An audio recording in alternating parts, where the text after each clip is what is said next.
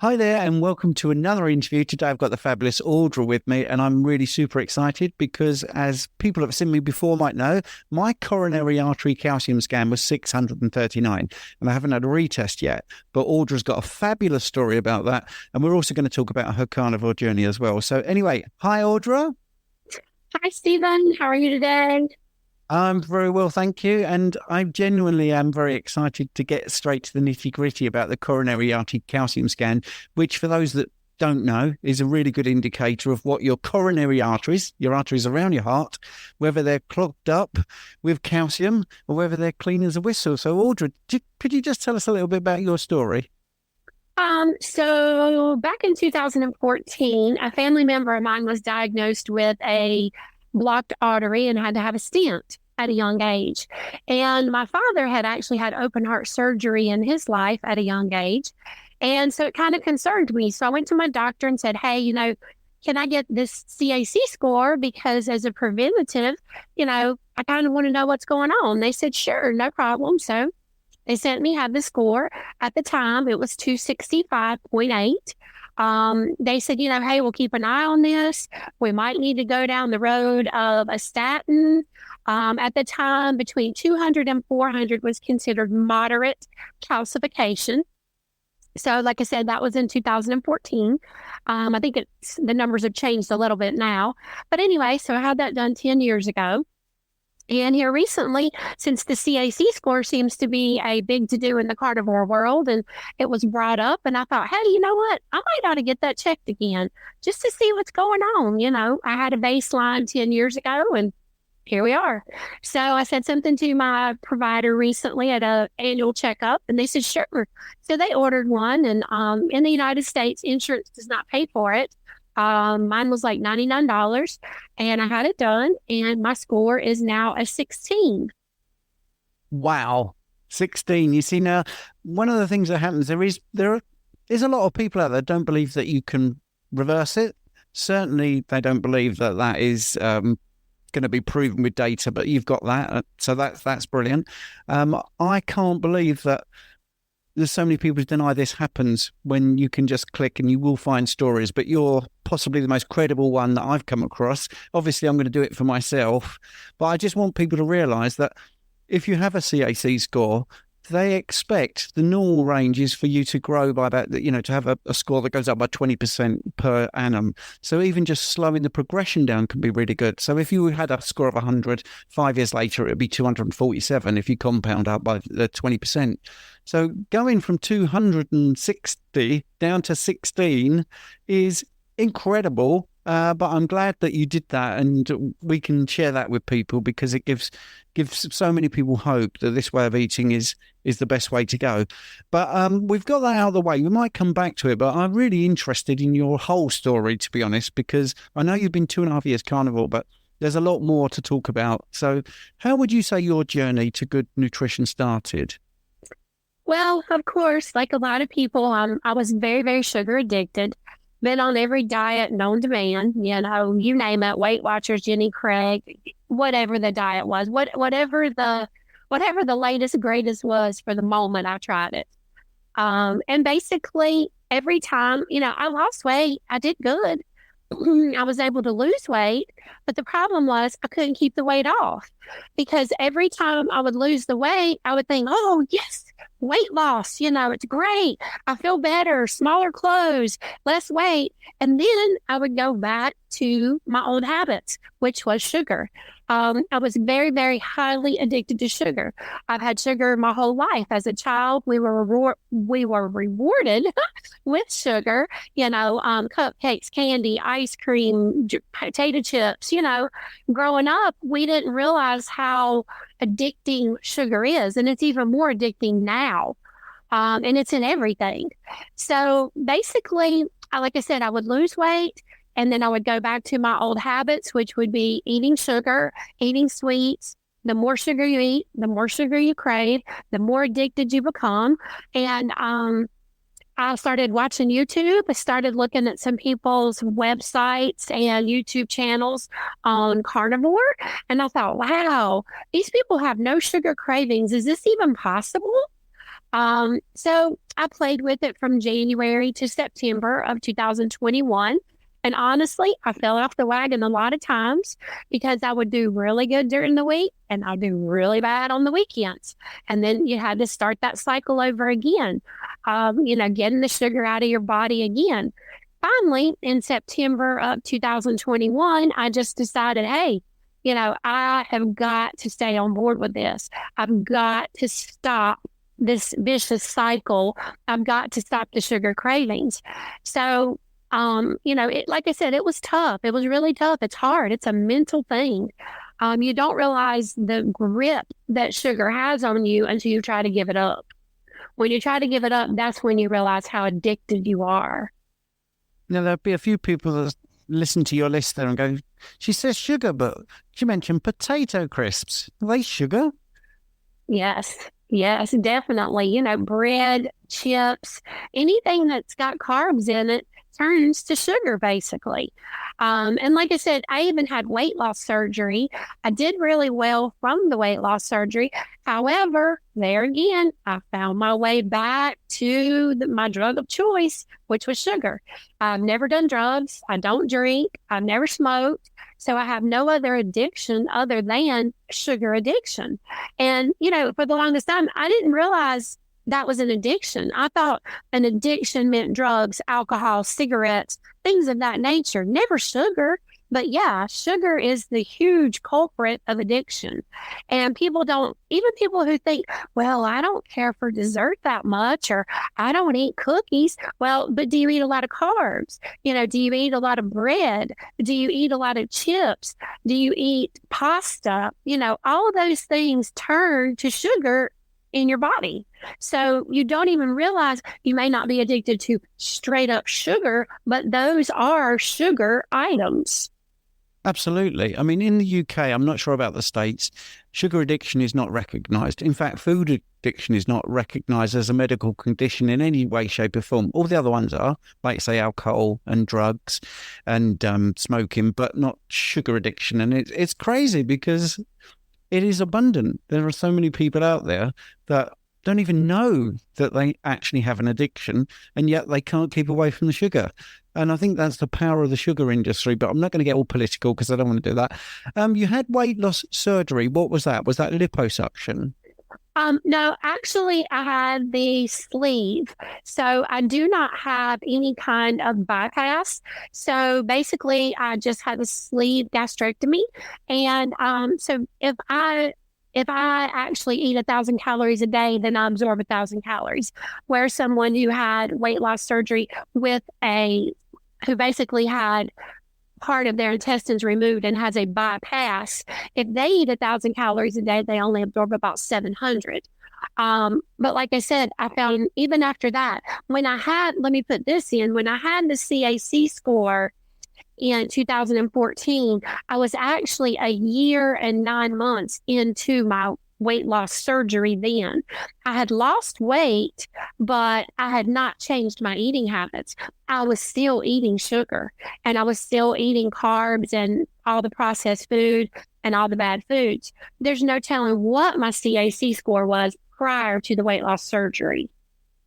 Yeah, because that is one of the things people say with weight loss. You might see a reduction in the CAC.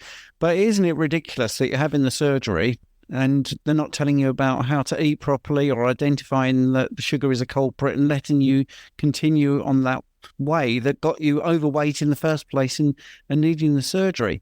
But my heart goes out to you because obviously, I'm not going to say you were desperate, but, when you get into surgery, that's a major decision. So you must have felt that you couldn't control it any other way at that point. So what was the turning point when you realised I can do something about this and it is changing my relationship with food? Well, when I had the weight loss surgery, like I said, actually I gained 25 pounds to make my BMI high enough to have the weight loss surgery. Then I had the surgery, then I lost the weight, and I was still delving in sugar here and there. I was still delving in it here and there, dipping in it from time to time, and the fact that I had the weight loss surgery, I didn't put the weight back on as quickly because I wasn't able to eat the volume of sugar that I was eating. So at that point, I had an eye condition happen and I had to have a lot of steroids. Well, if anybody's ever had steroids, you know what steroids do. Makes you very hungry, makes you crave everything that you're not supposed to have. So that's when I gained more weight back. Well, then I was like, what am I going to do? This is crazy. I've had the weight loss surgery. I lost weight. Now I've gained weight back. What am I going to do? Here I am again. So like I said, I started looking on YouTube, started looking on, websites. At the time, I saw Dr. Ken Berry and I saw Kelly Hogan. So I started watching their YouTubes and I'm like, wow, she's in North Carolina. She eats meat for 12 years at the time, 14 now, but 12 at the time. And I'm like, what is this about? Well, I started watching it, listening to it. And I'm like, can I do this? Is this something that, I started just watching, just kind of watching, binge watching the videos. Is this something I can do? So then, like I said, from January until September, I kind of played with it back and forth and tried doing it. And, I'm like, wow, the more I watched, the more intrigued I was, the more motivated I was to get on board and stay on board and leave the sugar alone. And I joined several of the communities. As far as the coaching and the community classes, that seemed to help me. There were other people going through the same scenarios I was going through, the sugar addiction, the weight gain, the weight loss, back and forth, the yo-yo dieting. And basically that was kind of a turning point for me. There was communities where it's at. These other people are having major, great successes. And this is something I need to do because I was and still would be if I probably went back to sugar addicted. But that was kind of the turning point for me, was getting on board with carnivore. Yeah, and they're two great people, by the way, Ken Berry and Kelly Hogan, really shining lights within the community.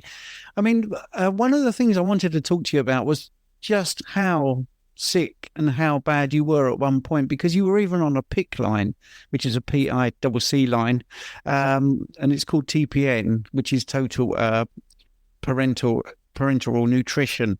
So you were actually on that, weren't you, at some point, having nutrition dripped into you? So basically, I went into the hospital. I had the weight loss surgery. I was supposed to be there for 2 days. I ended up being in the hospital for 8 weeks. I had 2 leaks, which is very common. Well, it's not very common, but can happen. It is a side effect of weight loss surgery. So I was in PO for 21 weeks, which means nothing by mouth.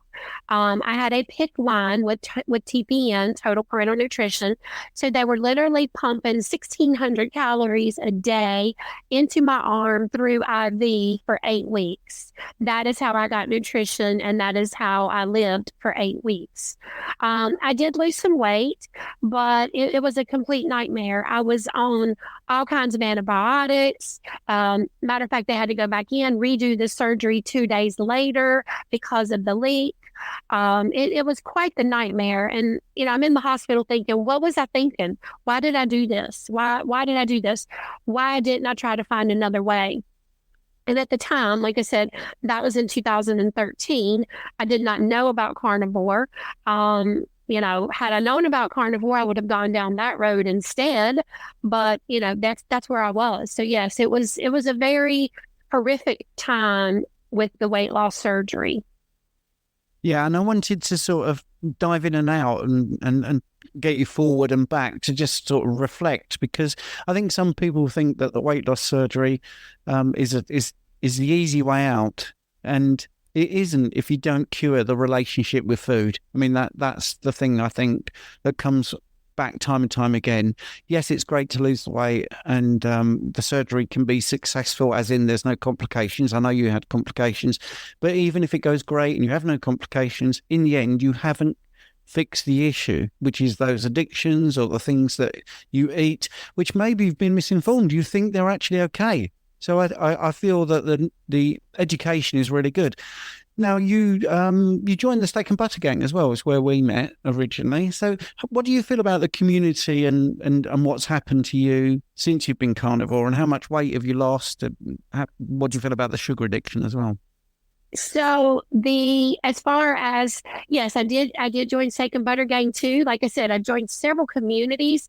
It was like I just couldn't get enough of the carnivore word. I wanted more, more, more. And as far as what do I think about it, community is amazing. You just think you're out here in the middle of the ocean flopping around all by yourself, and you end up finding out there are other people who are having the same problems that you are. And it's nice to get other people's views on things and to know that other people have been where you are. So for me, community was very helpful.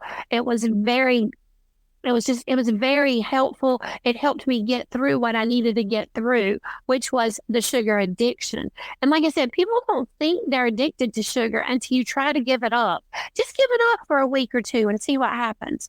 You're cranky, you're ill, you're aggravated. You don't realize without that drug there that you need it. You need that fix. And for me, like I said, once I got on board, so many things have changed. I've lost about 85 pounds. And the mental clarity is worth the weight in gold, literally. The mental clarity is amazing. Lots of other things have changed. No arthritis, no inflammation. I have energy all day.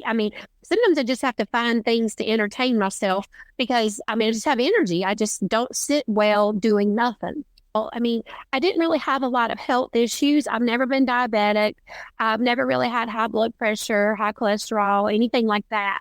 For me, I just felt better. And for me, it was nice to get off of the yo-yo dieting. I really dreaded certain times of the year, like Thanksgiving, Christmas, oh my gosh, here comes all the wonderful dessert, but also here comes the 10, 20, 30 pounds. January, here you are up from all the sugar, the carbs, the addiction, and now it takes you the whole year to lose that again, and then it's the holiday season again. So much of what we do revolves around food. Hey, let's meet for lunch. Hey, let's have a birthday party. Hey, let's have a baby shower. All those things revolve around desserts and, addicting foods. So for me, it was nice to get off of the yo-yo dieting, the roller coaster ride, and to have actual freedom and not be controlled by sugar cravings. Yeah, that's the overarching theme that's coming through the interview. But there was some other things as well, like arthritis and joint pain, wasn't there? Mm-hmm. Yes. Yeah. I think I was starting to get neuropathy in my foot, and at night my foot would hurt. It would have this tingling sensation. And now that I've been carnivore, completely gone. No longer an issue.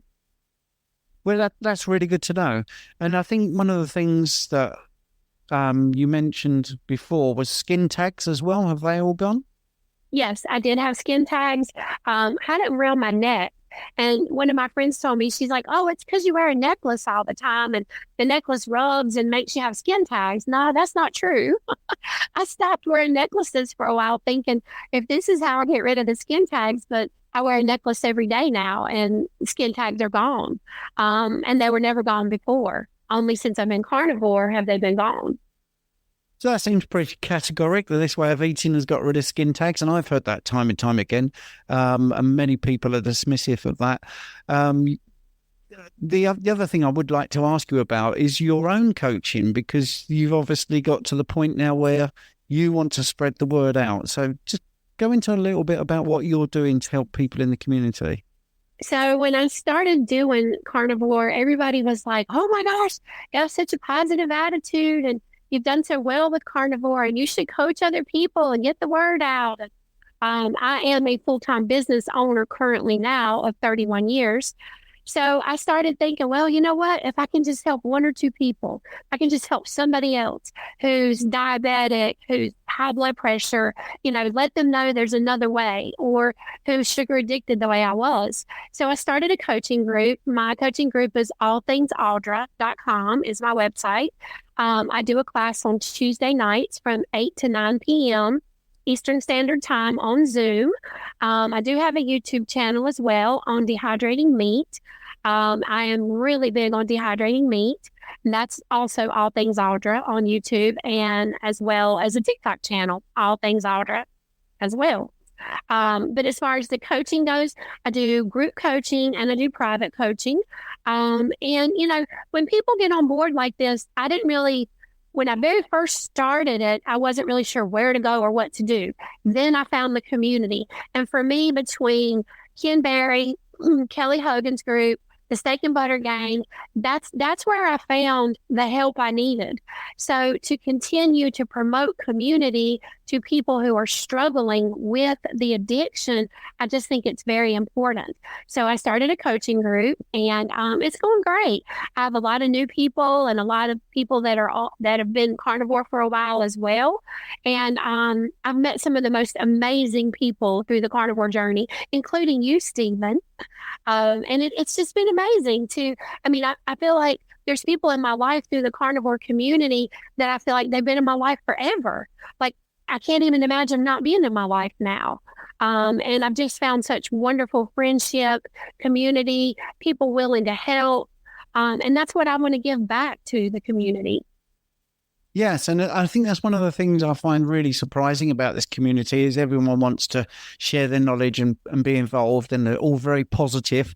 If you ever fancy having someone talking about a blood test, for instance, in your group, you want a guest, I'll come along because I'm a qualified phlebotomist and I'm quite happy to do that. And that's the thing.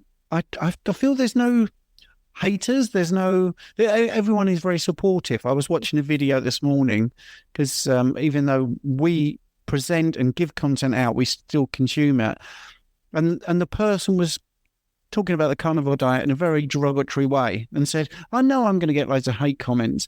And when I went to look at the comments, they were all carnivores saying that you've got this wrong about the carnivore diet. And they were all polite, and they pretty much all said, you just need to get your facts right if you want to come talk to me.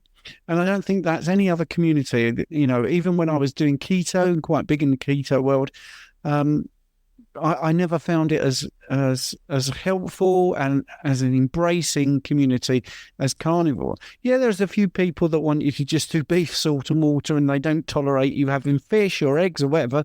But I think for the majority of people, cutting out the fruit, cutting out the veg, cutting out the starch, and understanding sugar addiction are like the real four kingpins that make people healthy.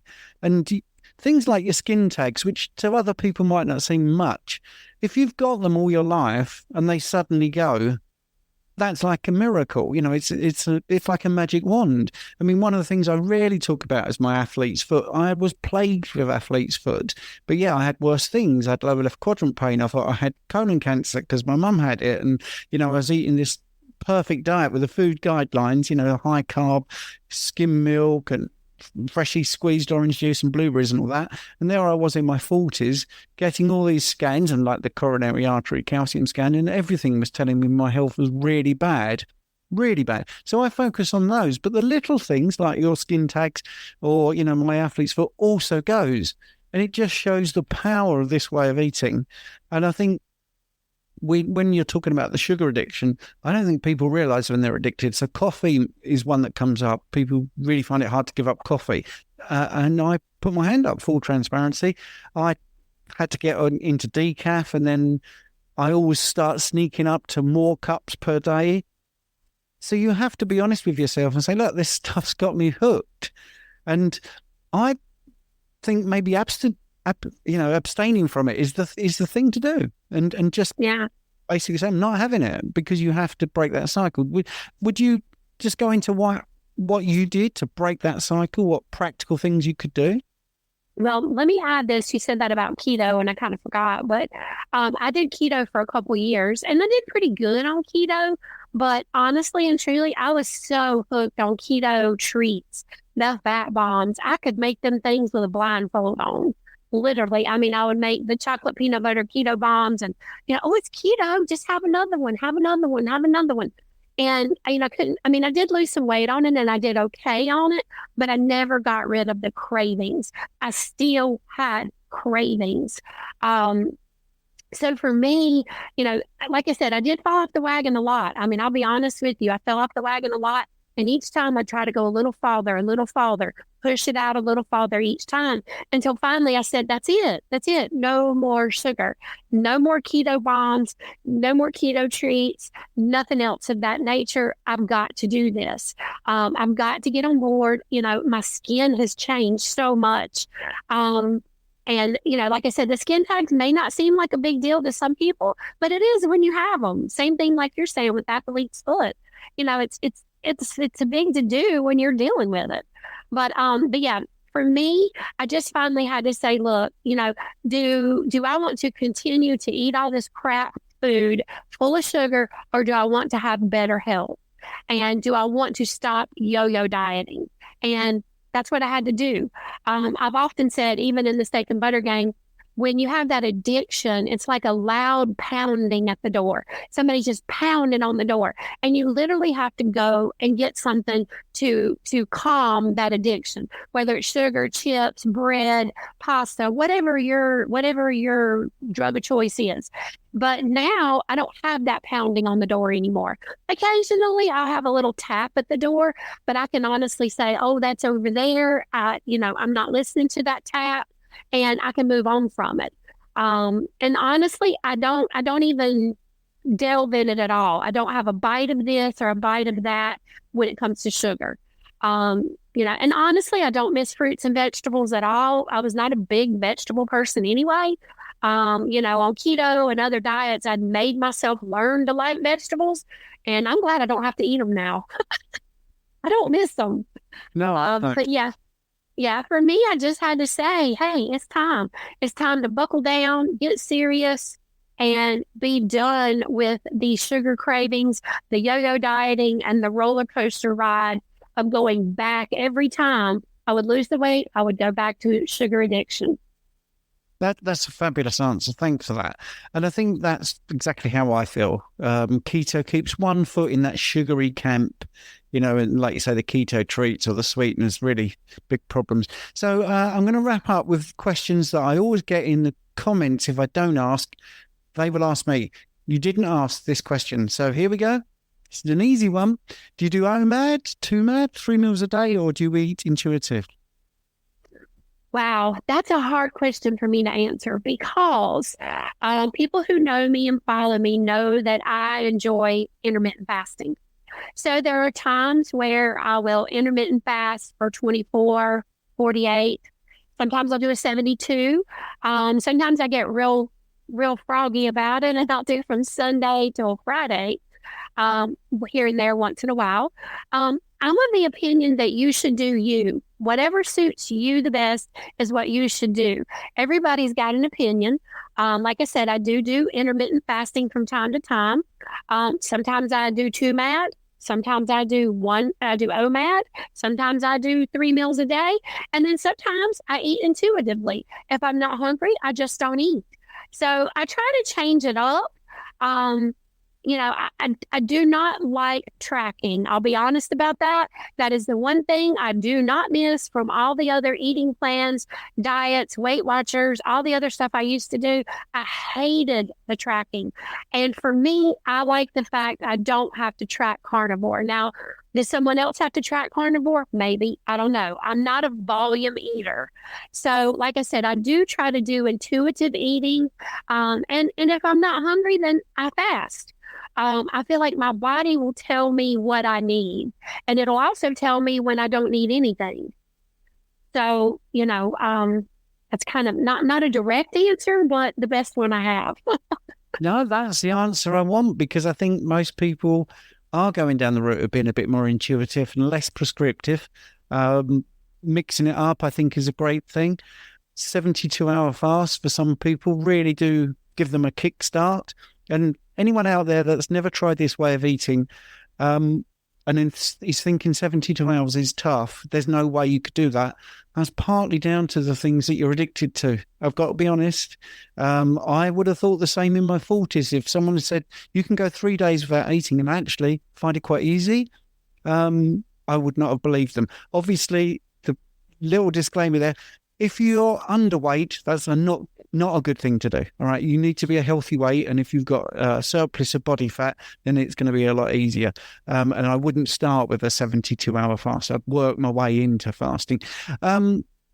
Audra, that was fantastic. It's like having a hurricane coming into the studio with such positivity. It's really, really good.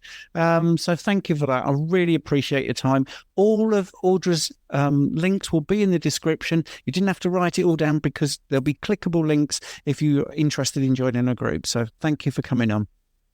Thank you for having me, Stephen. And it's always good to hear from you. Always good to hang out with you for a little bit and catch up and know what's going on over there where you are. Thank you. That's very nice of you. Thank you for having me on the channel. Cool. All right. I will stop it there. That's great. Thank you so much for listening to my podcast. I hope you enjoyed it.